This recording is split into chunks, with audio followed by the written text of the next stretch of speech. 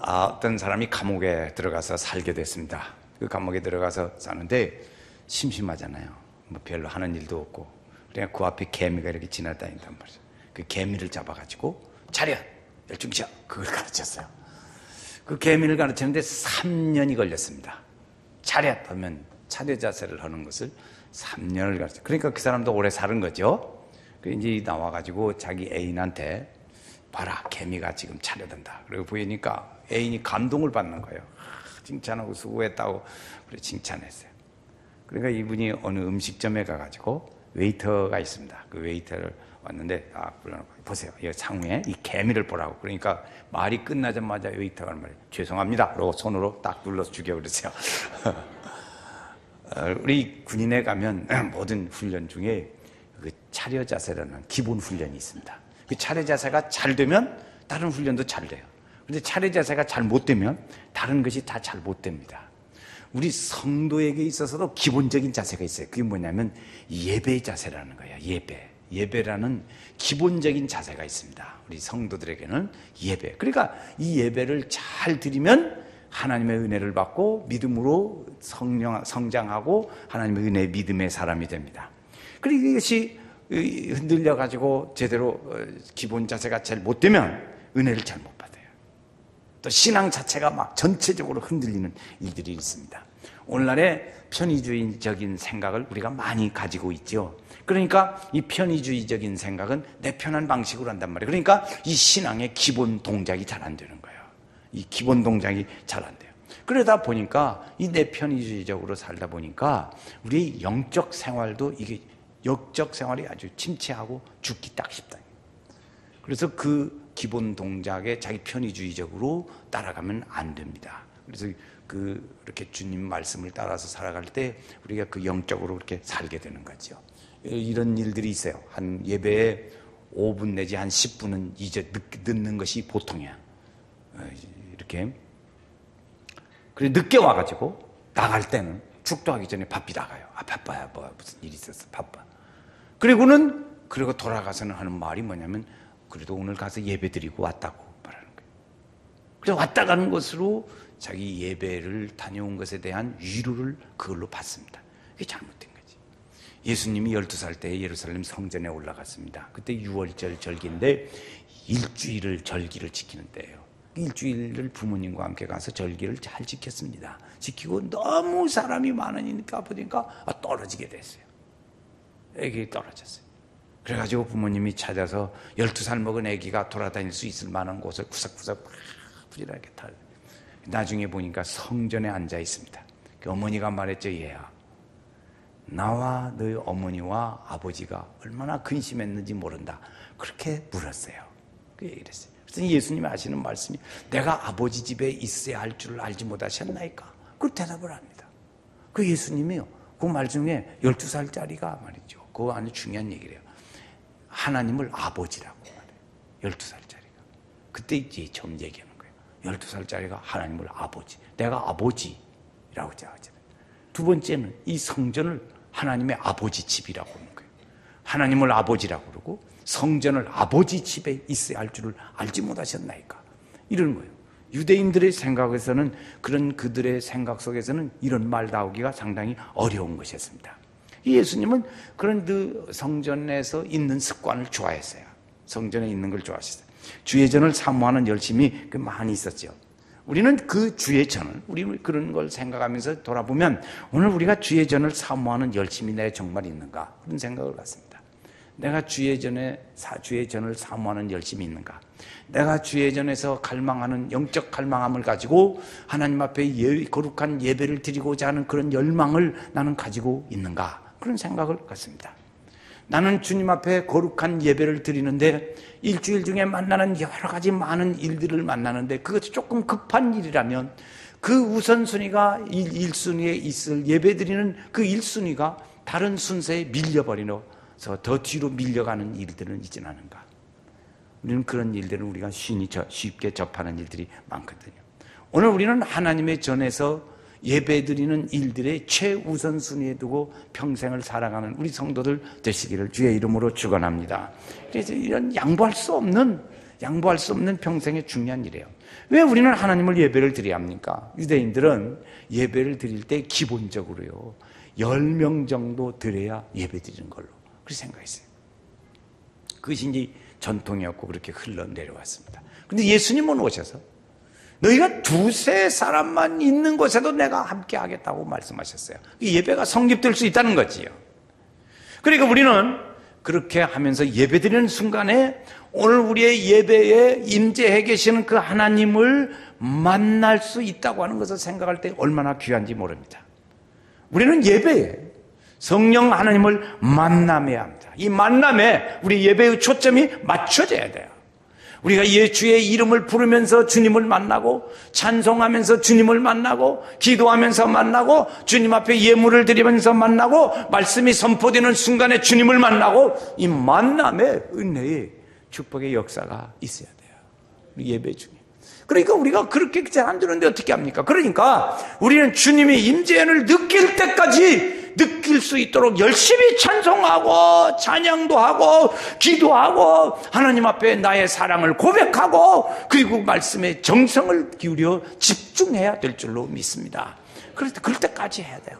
성령의 임재가 느껴질 때도 느껴질 수 있도록 찬송하고 기도하고 말씀 듣고 예물 드리고 그리고 그 말씀에 우리를 귀를 기울여야 하는 거예요. 우리가 예배를 성공적으로 드렸다고 말합니다. 예배를 성공적으로 드렸다고 하는 것은 뭐냐면 예배에 집중할 수 있다는 거죠. 예배에 내가 집중해서 그 하나님의 성령 하나님의 임재를 느낄 수 있을 때 그것을 예배를 내가 성공했다고 말하는 거예요. 그리고 우리는 늘 예배의 성공자가 되어야 합니다. 예배를 통해서 하나님은 우리에게 주시는 축복의 은혜가 있습니다. 그건 뭐냐면 예배를 통해서 내 자신의 일상생활의 모습을 되돌아보게 합니다. 아, 내가 지난날에 살았던 일들이 하나님의 말씀 앞에 서고 하나님의 뜻 안에서 잘 못돼 부족하고 볼 수가 없고 설 수도 없는 사람인데 내가 하나님을 뵀으니 어쩌면 좋냐. 그때 하나님이 그에게 그런 변화를 구하고 하나님 앞에 자기 자신을 찾아 돌아보는 이사야 선지자에게 하나님이 주시는 말씀이 말이야. 너의 악이 제하여졌고 내 죄가 사하여졌다. 이런 거예요. 이것이 참된 은혜의 예배인 줄로 믿습니다. 그래서 우리는 성령 하나님 만나서 주 그 성령님께서 우리의 마음을 싸매시고 위로해 주시고 힘도 주시고 강건하게 하시고 다시 믿음으로 승리하는 은혜의 생활을 강건케 하시는 그 은혜의 위로하심을 오늘 우리가 들을 수 있어야 돼요. 그 만날 수 있기를 주의 이름으로 축원합니다. 이게 신령한 예배의 축복이에요. 그러니까 오늘 우리가 진정한 예배는 하나님 앞에 내 자신을 정말로 돌아보고 그리고 내가 고쳐야 할 하나님 앞에 고쳐야 할 점들이 무엇인가를 자기 자신을 교정해 가는 거죠. 교정해 갈 때. 그럴 때 오늘 우리는 그 예배 때마다 예배를 통해서 내가 변화되고 그리고 한 걸음씩 성숙해져 가고 주님을 닮아가는 거룩함으로 내가 하나님 앞에 설 수 있게 되는 거야. 할렐루야. 그렇지. 이렇게. 우리는 그래서 하나님 앞에 이 예배를 통한 거룩한 습관으로 우리의 일생을 살아가야 될 줄로 믿습니다. 그래서 그 하나님 앞에 늘 예배를 드리고 찬양하고 그 이름을 높이고 주 예수 이름 높이어 그래서 다 찬양하여라 금멸유관을 들여서 만유의 주 찬양 금멸유관을 들여서 만유의 주 찬양 할렐루야. 또 하나의 습관이 우리가 있습니다. 습관은 기도하는 습관이에요. 기도하는 습관. 우리의 생각을 우리 속에 가지면 그 생각이 어떠냐면 행동으로 나타난다는 거예요. 행동으로. 행동이 나타나면 습관이 되죠. 습관이 되면 그 사람이 성품이 돼요. 그 성품이 되어지면 그 사람의 운명을 바꾼다는 거예요. 다시 얘기해 볼게요. 생각이 심어지면 행동이 나오고 행동이 심어지면 그 사람의 습관이 나오고 습관이 나오면 그 사람의 성품이 나오고 성품이 나오면 운명이 바꿔진다. 그래서 우리는 늘 이런 기도하는 모습을 가져야 돼요. 여러분 오늘 우리 자녀들에게 여러분 부모님들 어떤 부모들인지 보니까 다 자녀들에게 좋은 습관을 심어주려고 아주 노력을 많이 하시더라고요. 아주 갓난아기서부터 노력하더만 그래요. 보니까 갓난아기서부터 그전에는요, 아기를 밥을 먹이는데도 갓난 아기가 먹을 때 그냥 앉아서 먹었어요. 그런데 지금은 의자에다 딱 묶어놓고 먹이더만. 그게 내가 그랬어요. 의자에다 앉혀놓고 먹이는 게 아니라 묶어놓고 먹인다고 그랬어요. 그래서 꼼짝 못하게 앉혀놓고 먹이는 습관이에요. 그 습관을 들이려고. 좋은 습관. 그러죠. 여러분 자녀에게 일찍 일어나고 일찍 자고 일찍 일어나는 습관, 늘 독서하는 습관, 학교 다니는 아기가 예습하고 복습하는 습관, 그런 습관 같죠? 또 운동하는 습관, 또 어른이 말씀하실 때 경청해서 잘 듣는 습관, 주일날이면 예배드리러 가는 습관, 성경 읽는 습관, 기도하는 습관, 이거 가르치면 다 끝났지. 그거 하면은 제가 열거 한 몇 가지 하면요, 자녀 교육은 90%는 끝난대. 그래서 저도 적어왔어요. 그거 보고.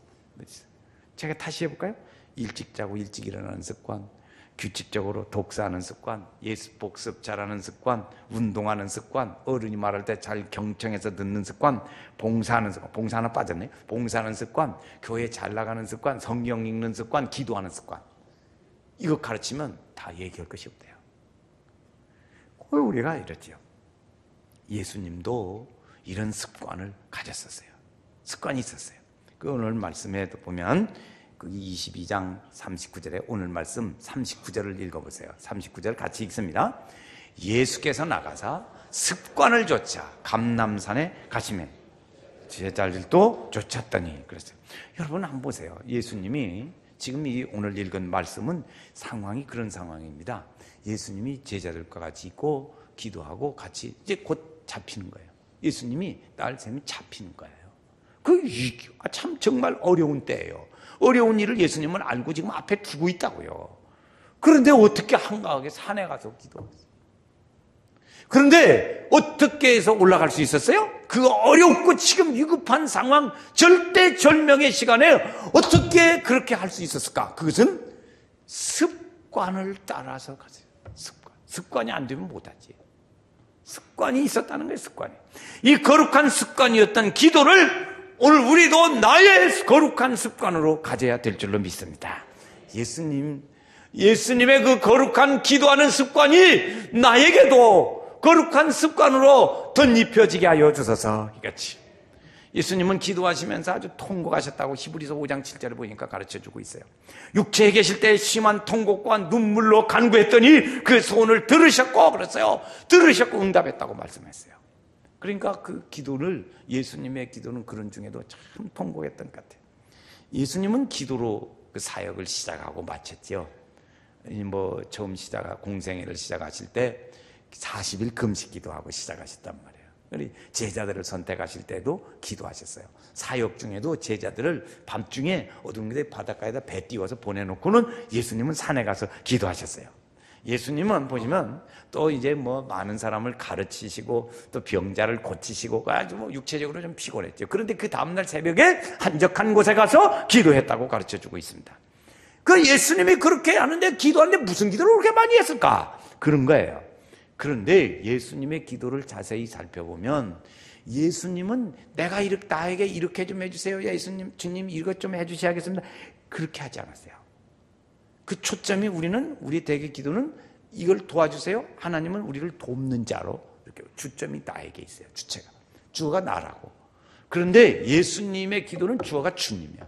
주님이었어요. 그래서 아버지의 뜻에 초점을 맞추는 거예요. 하나님 아버지가 원하시는 것, 하나님 아버지의 뜻하는 것, 그랬어요. 아버지여 내 원대로 마옵시고 아버지의 원대로 하옵소서. 마지막 그렇게까지 했어요. 그러니까 이 주체의 초점이 주어가 틀린 거예요. 주체가 틀려. 주체가. 우리는 우리에게 필요한 것을 구합니다. 일용할 양식을. 그런데 주님은 그게 아니에요. 아버지의 원하는 일에 맞췄어요. 그 예수님은 많은 그 기도를 하시면서 무슨 기도를 다 했을까? 그런 거죠. 그런 기도. 우리의 기도. 하나 중요한 거 배웁니다. 내 기도가 내 쪽에 있는 게 아니고 아버지 쪽에 맞춘 기도예요. 아버지가 원하시고 아버지가 임하시고 아버지의 뜻이 원하시고 아버지의 원하는 쪽으로 내가 그렇게 맞춰 가야 돼. 이것이 예수님의 기도였어요. 오늘 우리에게 배우래요. 주 예수께 조용히 나가 내 마음을 쏟아놓으라. 늘 은밀히 보시는 주님 그 은혜를 베푸시리. 할렐루야. 이 두 번째 습관이에요. 예배드리는 습관, 기도하는 습관. 세 번째는 말씀을 읽는 습관이에요. 말씀을 읽는 습관. 말씀을 암기하는 거지. 예수님은 사역을 시작하실 때 마귀에게 시험을 받으셨죠. 그 시험을 받으실 때 예수님은 다 말씀으로 이기셨습니다. 그래서 예수님 말씀하실 때마다 기록되었을 때 이렇게 말씀하셨어요. 기록되었을 때. 그 기록된 말씀이 어디 있냐? 신명기에 주로 있었어요. 신명기에서 6장 8장. 사람이 떡으로만 사는 것이 하나님의 입으로 나오는 말씀으로 사는 것이라. 여호와 하나님은 경외하라. 이렇게 했어요. 그 기록되었을 때 그랬어요. 기록되었을 때. 예수님은 그렇게 했습니다. 그리고 우리가 이단이 있죠. 뭐 요즘에 아주 그냥 이 종교계를 떠들썩하게 하는 게 신천지도 막 그래. 신천지를 이기는 방법은 뭐냐? 우리가 그 말씀을 잘 든든히 쓰는 거예요. 말씀을 잘 아는 거지요. 말씀을 잘. 그래서 얼마나 이렇게 말씀을과 기도를 했든지 그 아프리카의 그런 이거 하나의 유머식인데 이런 얘기 있어요. 아프리카에 선교사가 갔는데 그 선교사가 밀림 속에 들어갔습니다. 그 밀림에 들어갔는데 그 밀림 속에서 누구를 만났냐면 사자를 만났어요. 그래서 사자가 아주 기분이 좋지요. 지금 하나 먹게 되기서. 그래서 이제 근데 그 선교사가 큰일 났어요. 얼마나 무섭겠어요. 사자를 만났으니까. 그 사자 보고 하나님 앞에 그 선교사가 기도하기 이렇게 돼. 하나님, 나를 긍휼히 여겨 주소서. 저 사자도 크리스찬이 되게 해 주소서. 하나님, 나를 긍휼히 여기시고 사자도 크리스찬이 되게 하소서. 그런데요, 사자가 일어났어요. 손을 앞발을 딱 들고 딱 모으더래요. 하나님 감사합니다. 일용할 양식을 주셔서. 이 마귀의 시험에서 승리하는 길은 뭐냐면 말씀이에요. 말씀. 우리가 말씀을 붙잡으면 말씀이 우리를 붙잡아 주십니다. 우리는 흔히 얘기하기를 우리가 술을 먹으면 나중에 술이 술을 먹게 한다고 그런 얘기요. 우리가 말씀을 붙잡으면 말씀이 우리를 붙잡아 주십니다. 마귀의 시험에서 이길 수 있는 길은 뭐예요? 하나님의 말씀을 붙잡는 거예요. 말씀을 붙잡는 거예요. 여러분 되게 이제 그 신앙적으로 이렇게 좀 슬럼프에 빠지고 신앙적으로 이렇게 시험 들었다고 얘기하는 그런 사람들이 있어요. 가만히 보면 두 가지의 공통점이 있더라고요. 두 가지. 그게 뭐냐면 기도를 아주 소홀히 해요. 그런 사람 치고 거의 기도 안 해요. 여러분 지금 여러분 신앙생활이 내가 전보다 조금 퇴보하는 것 같다. 열심히 좀 덜 한 것 같다. 그럼 기도하시는 거 보세요. 기도 안 해. 두 번째 안 하는 거 하나 있어요. 그게 뭐냐면 성경 안 읽어요. 말씀을 딱 가까이 하지 않는 거예요. 교회 와서 예배를 드릴 때도 말씀이 안 들어오질 않고 그냥 왔다 앉았다 가는 거예요. 그러니까 그 성령 하나님 만남의 은혜의 역사가 없으니까 변화도 없고 거룩한 은혜의 삶이 이루어지지도 않게 되는 거지. 이렇게 돼요. 그렇게 시험 들면 그런 공통점이 있더라고요. 그래서 하나님의 말씀을 가까이 하고 늘 하나님의 말씀을 암송해야 합니다. 암송.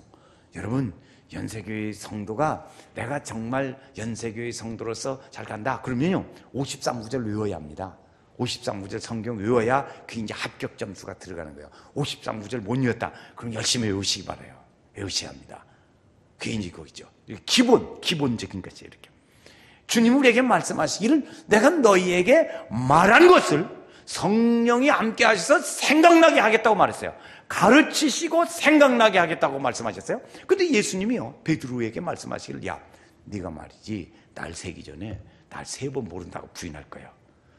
나 그래 않습니다. 그런데 베드로가 실제로 보니까 날 세기 전에 3번 부인했어요. 그때 예수님의 말씀이 생각났습니다. 베드로가 생각났어요. 그래가지고 나가서 덩걱하며 울고 막 그랬어요. 생각나게 하는 거예요. 하나님 말씀 생각나게 하는 것이 있어요. 그래서 우리가 이 말씀은 오늘 우리로 하여금 소극적으로는요 시험 들지 않게 하는 은혜가 있습니다.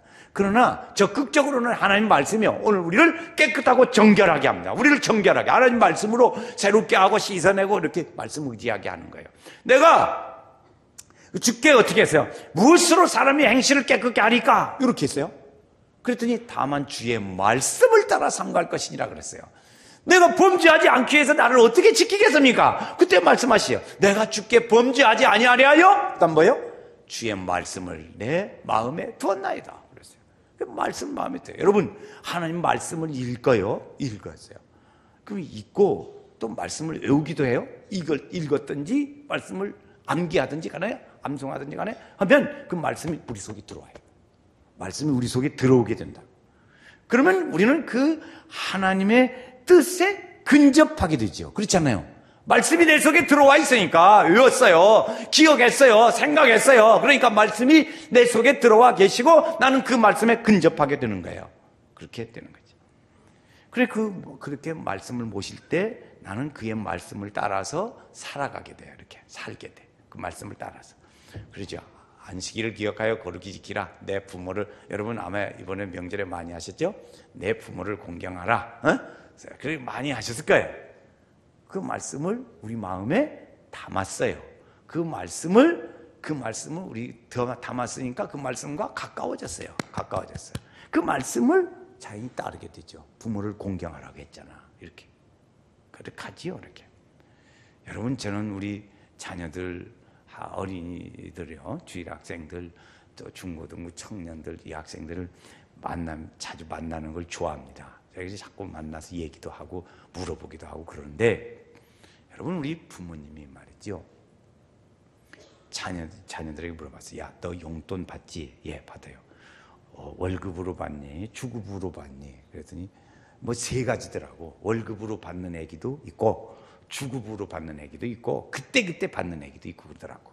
근데 이제 그래서 이제 대개 보니까 월급으로 받는 경우가 많아. 대체적으로 많더라고요. 많은데, 그래서 너 이번에 월급 받았으면 돈 있겠네? 용돈 받았으니까. 그런데요, 아주 감동적인 얘기가 하나 있어요. 우리 어머니가요, 11조 떼기 전에는요, 용돈 안 줘요. 여러분, 한번 깊이 생각하세요. 우리 어머니가요, 11조 떼기 전에는요, 용돈 안 줘요. 11조를 띄어먹는데 어떻게 용돈 줄까? 그죠? 다시 얘기해요.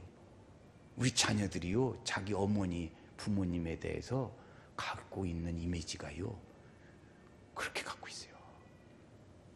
우리 어머니가요, 11조 떼기 전에 용돈 안 줘요.